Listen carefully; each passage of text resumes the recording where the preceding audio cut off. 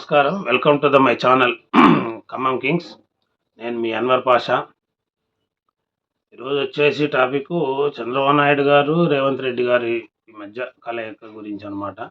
రామోజీరావు గారిది శత జయంతి ఉత్సవాలు మనకి రామోజీ ఫిలిం సిటీలో హైదరాబాద్లో జరిగితే అక్కడ భారత ఉపరాష్ట్రపతి గారు, గవర్నర్ గారు, ఇతర మంత్రులందరితో పాటు మన చంద్రబాబు నాయుడు గారు, రేవంత్ రెడ్డి గారు ఇద్దరు కలుసుకోవటం జరిగింది. శుభపరిణామం. వాళ్ళు మంచిగా మాట్లాడుకున్నారు. అలాగే వెంటనే ఒక 4-5 రోజులు, వారం రోజుల గ్యాప్ తోటి పుట్టపత్రిలో సేమ్ సత్యసాయి బాబా గారి జయంతి ఉత్సవాల్లో కూడా కలిసి పాల్గొన్నారు. ఇది 2 రాష్ట్రాలకు కూడా మంచి ఆరోగ్యకరమైన వాతావరణం అన్నమాట.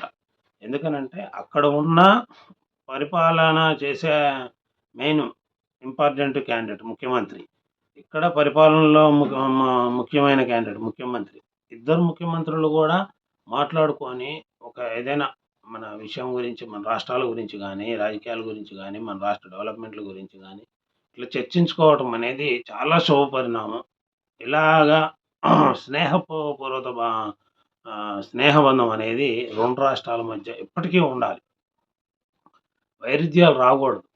మనకి రాష్ట్రాలు విడిపోయేటప్పుడు కూడా అన్నారు, భౌతికంగా విడిపోయినా కానీ మనం మనసులు మాత్రం ఎప్పుడు కలిసే ఉంటాయని. ఆంధ్ర తెలంగాణ ఒక అన్నదమ్ములలాగా ఎప్పటికీ ఉండాలని చెప్పని చంద్రబాబు నాయుడు గారు కానీ, రేవంత్ రెడ్డి గారికి కానీ నేను చాలా నాకు సంతోషంగా అనిపించింది. ఇట్లా కలుసుకొని సంతోషంగా మాట్లాడుకోవటం ఇది ఒక మంచి సాంప్రదాయం.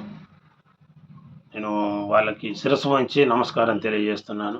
మన రాష్ట్రాలు అంటే మన ఆంధ్రాకైనా కానీ, మన తెలంగాణకైనా కానీ ఏ సమస్యలు ఉన్నా కానీ ఇట్లా కూర్చొని పరిష్కరించుకొని సెటిల్ చేసుకుంటే మనకి రావాల్సిన వాటా, వాళ్ళకి రావాల్సిన వాటా అన్నీ కూడా సెటిల్ అయిపోతాయి అన్నమాట.